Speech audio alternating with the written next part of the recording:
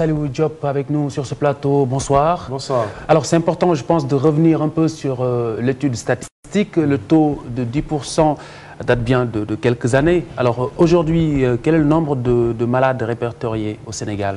Non, je pense que c'est un chiffre qui est encore valable. Hein. Oui.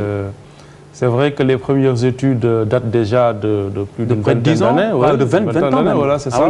Oui. Mais on a quand même fait des études récentes, notamment vers 2000 et 2005, oui, qui retrouvent les mêmes chiffres, qu'effectivement, il y a 10% des Sénégalais qui sont porteurs, c'est-à-dire qu'en fait, sur 12 millions d'habitants, oui, il y a 1 200 000 qui portent le GED anormal, mais que pour ce qui concerne les malades, ceux qui naissent avec la forme grave, SS ou SC, oui, il y en avait 1700 par nouveau-né, donc par an.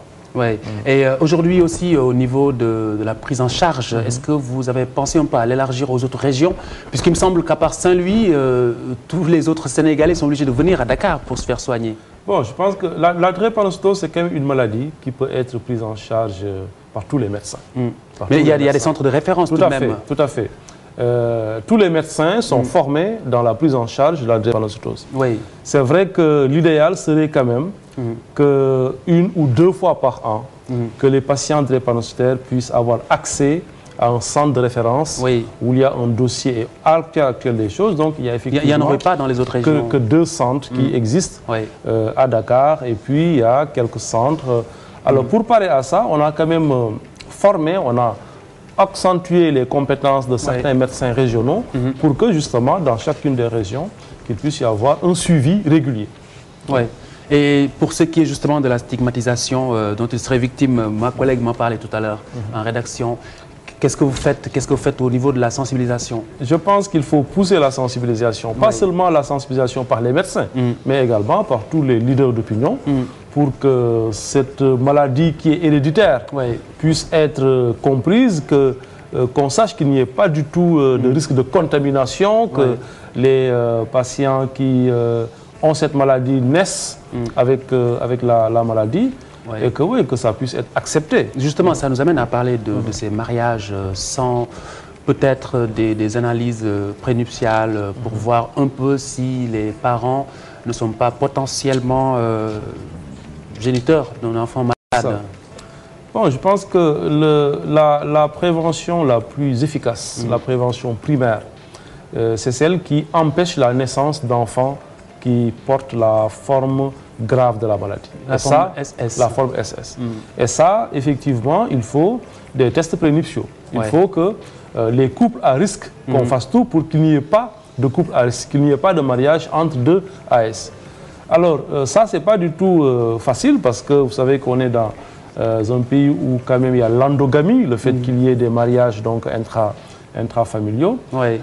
Et le fait également de faire les tests n'est pas encore très ancré dans notre culture. Dans notre façon de faire, oui. Et je pense qu'il faut davantage sensibiliser. Les tests prénuptiaux, il ne faut pas en avoir peur. Je pense que c'est un moyen de sécuriser davantage le mariage. Oui. Les tests prénuptiaux, c'est important pour dépister certaines maladies génétiques comme la drépanocytose. Ou même comme le sida. Oui, c'est ça. Pour aller plus loin. La drépanocytose, même sur les groupes sanguins, on sait que dans certains couples, où notamment la femme est rhésus négatif et le mari est rhésus positif, qu'il y a des précautions à prendre quand même quand il y a des accouchements. Donc ça, les tests prénuptiaux permettent de le savoir. Oui. Les tests prénuptiaux permettent également de voir éventuellement s'il n'y a pas des infections. Vous avez parlé du VIH, il y a l'hépatite B, l'hépatite C. Absolument. Donc je pense qu'il faut dédramatiser et savoir qu'en fait, faire les tests prénuptiaux, ça ne fait que sécuriser davantage le mariage et je pense qu'il faut sensibiliser. Et vous voulez un peu nous parler de ce plan stratégique national qui a été élaboré, où est-ce que vous en êtes? Alors, en réalité, ce qu'on a essayé de faire avec ce plan, c'est d'introduire tous les progrès qui ont été réalisés. Aujourd'hui, c'est le modèle américain qui sert d'exemple dans la prise en charge de la drépanocytose. Il y a des mesures qui sont simples, qui sont efficaces. Et la drépanocytose a montré l'efficacité de mettre des ressources dans un programme pour une maladie et avoir des résultats. Dans les pays où on a mis des ressources suffisantes, ça aboutit à la réduction de la mortalité chez les patients qui sont drépanocytaires. Aujourd'hui, un enfant qui naît en France avec la drépanocytose, il a une espérance de vie qui est extrêmement importante. 98% des enfants atteignent l'âge adulte. Alors nous avons très peu de temps. J'aimerais qu'on souligne quand même un facteur culturel qui débouche un peu sur la naissance d'enfants malades avec la forme grave, le SS, qui émane peut-être de la consanguinité, enfin, les mariages très proches entre parents. On le constate souvent au Sénégal. Il faut quand même le souligner et sensibiliser davantage nos parents qui tiennent à perpétuer cette coutume. Tout à fait. Je pense que pour toutes les maladies génétiques, le fait de se marier dans la famille, c'est un facteur de risque supplémentaire. Et la drépanocytose en fait partie. C'est des pratiques qu'il faut décourager parce que c'est des pratiques qui peuvent effectivement favoriser la survenue de ces maladies-là. Donc vous dites à nos parents qui pratiquent encore... Je pense que déjà